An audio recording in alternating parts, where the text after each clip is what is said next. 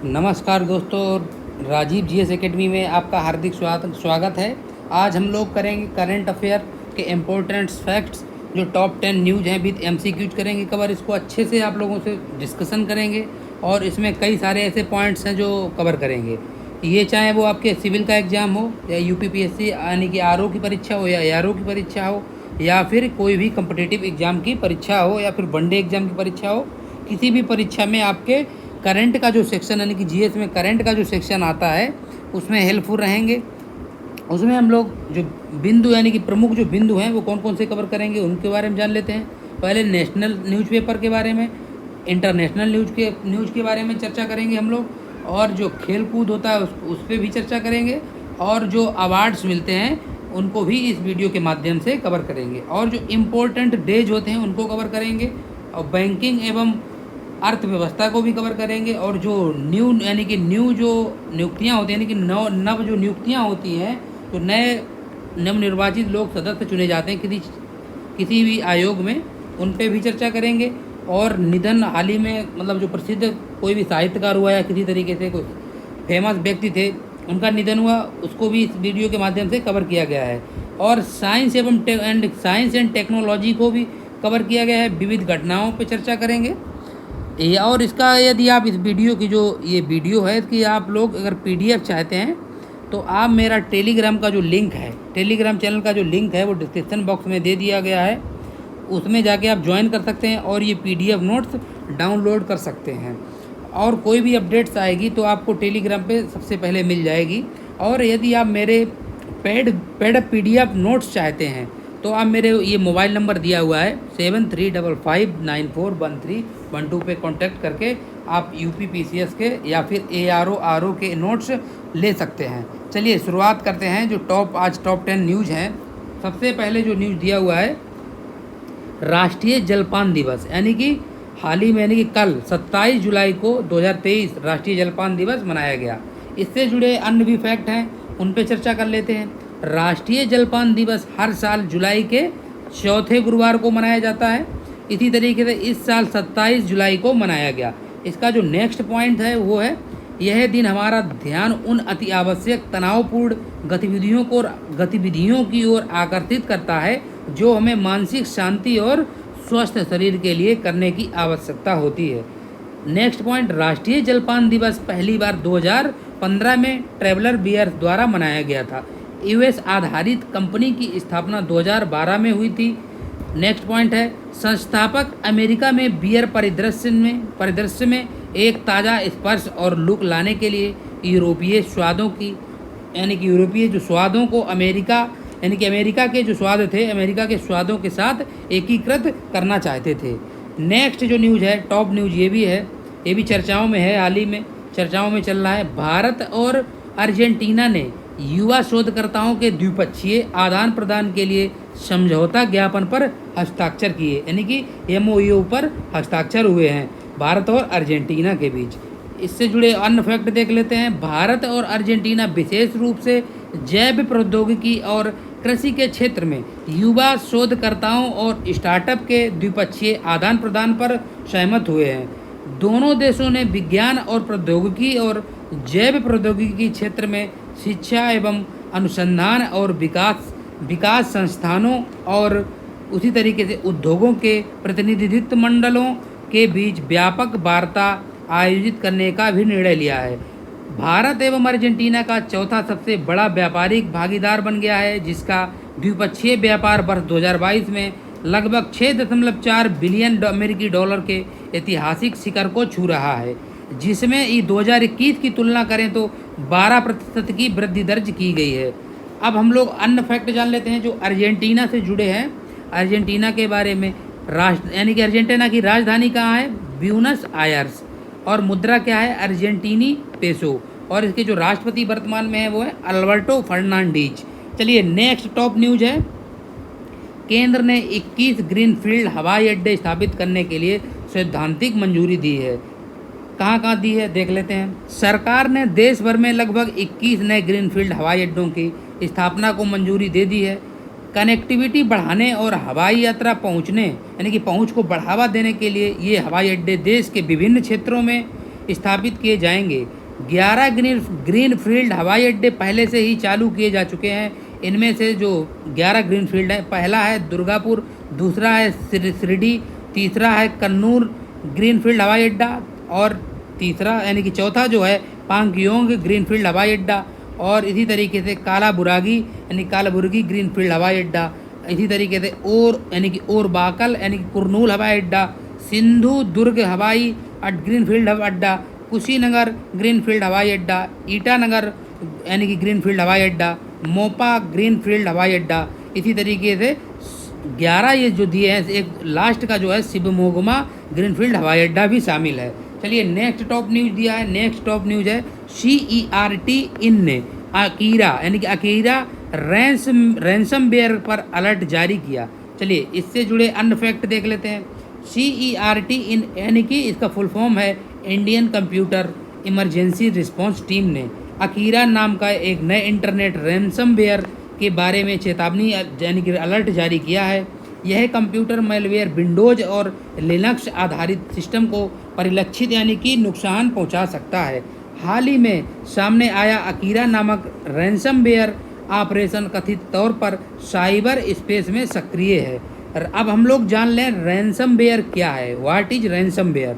Ransomware एक computer malware है जो उपयोगकर्ता यानी कि यूजर्स को अपने स्वयं के डाटा और सिस्टम का उपयोग करने से संक्रमित और अवरुद्ध पैदा करता है, और वे भुगतान करने के बदले इसे वापस प्राप्त कर सकते हैं। रैंसमवेयर समूह यानी कि VPN यानी कि वर्चुअल प्राइवेट नेटवर्क सेवाओं के माध्यम से पीड़ित वातावरण तक पहुंचने के लिए जाना जाता है, खासकर जहां उपयोगकर्ताओं यानी कि यूजर्स ने मल्टी फैक्टर प्रमाणीकरण सक्षम नहीं किया है। अब इसका एक और टॉप न्यूज़ आ रहा है। टॉप न्यूज़ है, ये टॉप न्यूज़ जान लेते हैं। पंजाब सरकार ने ऑनलाइन पाठ्यक्रम यानी कि इंग्लिश फॉर वर्क शुरू करने के लिए BCEIP के साथ समझौता ज्ञापन पर हस्ताक्षर किए हैं। अब इसके बारे में जान लेते हैं। खालसा बॉक्स की रिपोर्ट के अनुसार पंजाब सरकार ने युवाओं के लिए रोजगार के अवसरों का विस्तार करने के लिए British council education Indian private limited यानी कि BCEIPL के साथ एक समझौता ज्ञापन पर यानी कि MOU पर हस्ताक्षर किए। MOU पर पंजाब सरकार की ओर से उच्च शिक्षा निदेशक अमरपाल सिंह और यानी कि BCEIPL के प्रबंध निदेशक डंकन विल्सन ने आधिकारिक तौर पर हस्ताक्षर किए।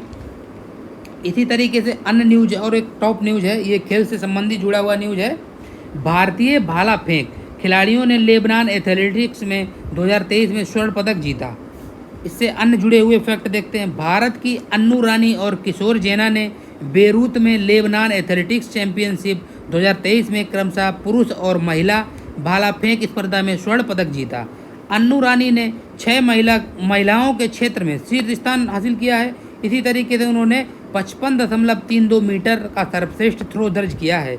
हालांकि उनका प्रयास पिछले जो साल हासिल किए गए रिकॉर्ड था 63.82 मीटर के उनके राष्ट्रीय रिकॉर्ड सेटिंग चिन्ह से बहुत दूर था। पुरुषों की स्पर्धा में किशोर जैना ने 78.96 मीटर भाला फेंककर स्वर्ण पदक अपने नाम किया। इसी तरीके से अन्य टॉप न्यूज़ है। हंगरी 2032 तक फार्मूला 1 रेस की मेजबानी करेगा। इससे जुड़े अन्य फैक्ट देख लेते हैं। फार्मूला 1 ने घोषणा की है कि हंगेरियन ग्रापी में 2032 तक अतिरिक्त 5 वर्षों के लिए F1 कैलेंडर का हिस्सा बना रहेगा। फार्मूला 1 की यानी कि फार्मूला 1 वेबसाइट के अनुसार 2027 तक चलने वाली मौजूदा डील को 2032 तक बढ़ा दिया गया है। इसी तरीके से समझौते के हिस्से के रूप में हंगारोरिंग सर्किट महत्वपूर्ण विकास और नवीकरण से गुजरेगा, जिसमें एक नई पिट बिल्डिंग और मुख्य ग्रैंड स्टैंड का निर्माण शामिल है।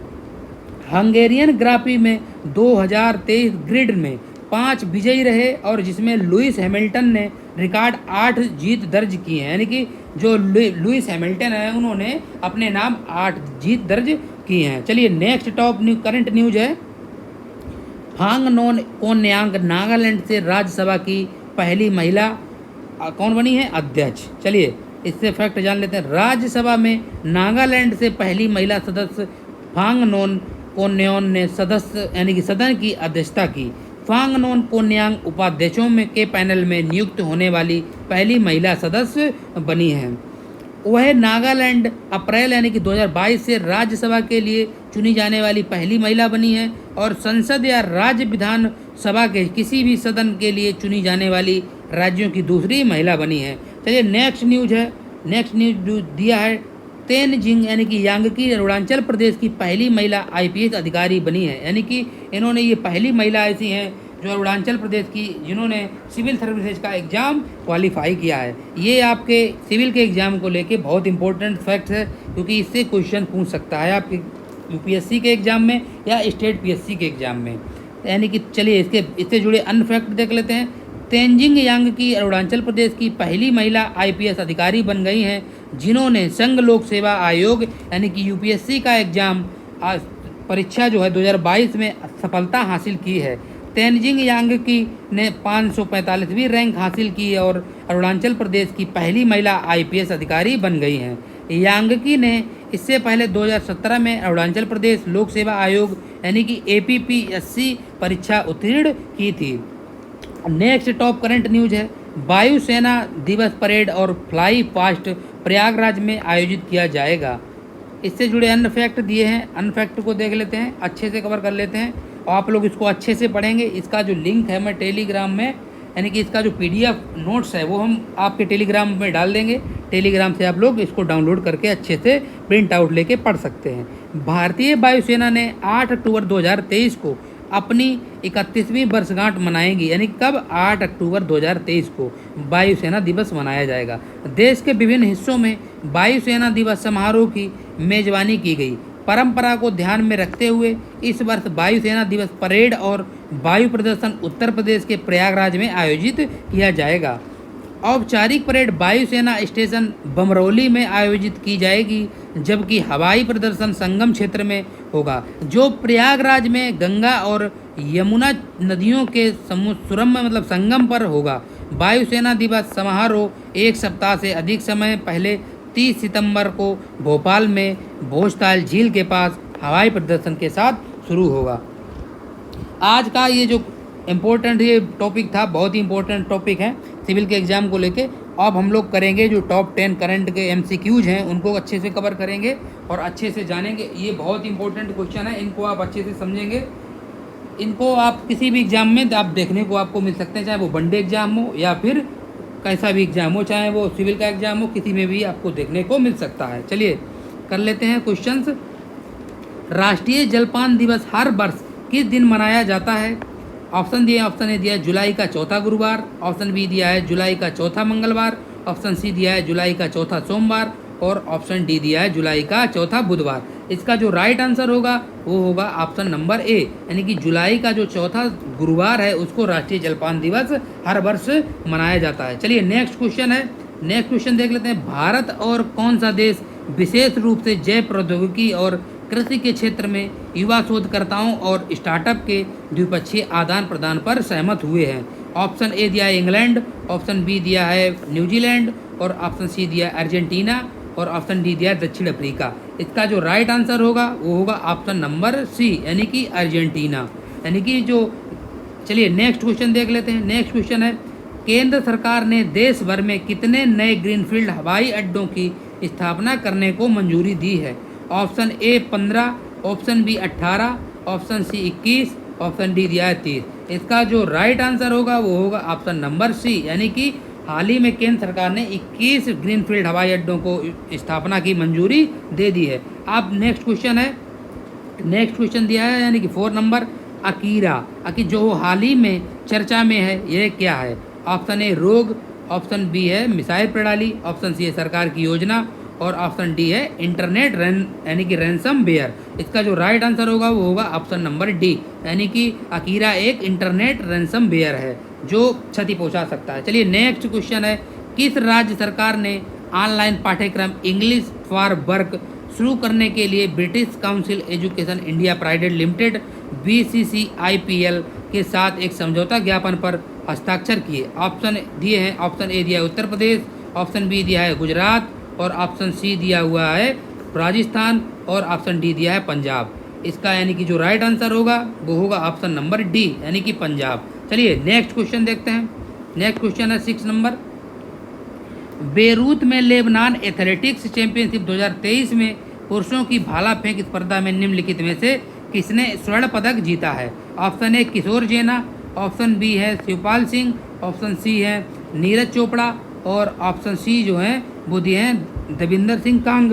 इसका जो राइट आंसर होगा वो होगा ऑप्शन नंबर ए यानी किशोर जेना जी ने हाल ही में यानी कि लेबनान एथलेटिक चैंपियन 2023 जीता है। चलिए नेक्स्ट क्वेश्चन दिया है, निम्नलिखित में से कौन सा देश 2032 तक फार्मूला 1 रेस की मेजबानी करेगा? Option A Austria, option B Germany और ऑप्शन सी दिया है इटली और ऑप्शन डी दिया है हंगरी। इसका राइट आंसर होगा ऑप्शन नंबर डी यानी कि जो फार्मूला 1 रेसिंग का 2032 तक जो फार्मूला 1 रेसिंग का जो प्रतिभाग करेगा, मेजबानी करेगा, वो हंगरी देश है। चलिए नेक्स्ट क्वेश्चन, फांग नोन कोन्यांग राज्यसभा की अध्यक्षता करने वाली पहली महिला बन गई हैं, वह किस राज्य से हैं? Option A Tripura, option B दिया है सिक्किम और ऑप्शन सी दिया है नागालैंड और ऑप्शन जो डी दिया है वो दिया है अरुणाचल प्रदेश। इसका जो राइट आंसर होगा वो होगा ऑप्शन नंबर सी यानी कि नागालैंड। इसका सही जवाब नागालैंड हो गया। चलिए नेक्स्ट क्वेश्चन देखते हैं 9 नंबर क्वेश्चन, तेंजिंग यांग की किस राज्य की पहली महिला IPS अधिकारी बन गई हैं? ऑप्शन से दिए हैं, ऑप्शन ए दिया है त्रिपुरा और ऑप्शन बी दिया है सिक्किम, ऑप्शन सी दिया है नागालैंड और ऑप्शन डी दिया है अरुणाचल प्रदेश। इसका जो राइट आंसर होगा वो होगा ऑप्शन नंबर डी यानी कि तेंजिंग यांग की किस राज्य की पहली IPS बनी है? अरुणाचल प्रदेश की पहली। इन्होंने इससे पहले वहाँ की जो अरुणाचल प्रदेश PSC का एग्जाम होता है उसको भी क्रैक किया है। चलिए नेक्स्ट क्वेश्चन यानी कि इसके आज के इस वीडियो का अंतिम क्वेश्चन है। टॉप जो 10 मैंने MCQs के लिए बोला था वो यही MCQs हैं। अच्छे से आप लोग वीडियो को देखिएगा, अच्छे से समझिएगा। भारतीय वायुसेना ने 8 अक्टूबर 2023 को अपनी 51वीं यानी कि 51वीं नंबर की वर्षगांठ मनाएंगे। इस वर्ष की वायुसेना दिवस परेड और वायु प्रदर्शन किस शहर में आयोजित किया जाएगा? ऑप्शन दिए हैं, ऑप्शन इसके दिए हैं, ऑप्शन देखते हैं। ऑप्शन ए दिया है वाराणसी और ऑप्शन बी दिया है Prayagraj, option C Bhubaneswar, option D दिया है अहमदाबाद। इसका जो सही जवाब होगा वो होगा ऑप्शन नंबर बी यानी कि जो 8 अक्टूबर को इसकी वर्षगांठ के उपलक्ष्य में परेड जो होगी वायुसेना की वो प्रयागराज में आयोजित होगी। दोस्तों वीडियो कैसा लगा हमें कमेंट में ज़रूर बताएं। यदि आपका कोई डाउट क्लियर ना हुआ हो तो आप हमसे कमेंट्स के माध्यम से भी पूछ सकते हैं या फिर मेरा व्हाट्सएप नंबर मैंने दे दिया है डिस्क्रिप्शन बॉक्स में, आप उससे जाके उससे कांटेक्ट करके पूछ सकते हैं। यदि आपको वीडियो अच्छा लगे तो लाइक करें, अपने दोस्तों के साथ शेयर करें। चलिए मिलते हैं नेक्स्ट क्लास में, तब तक के लिए धन्यवाद।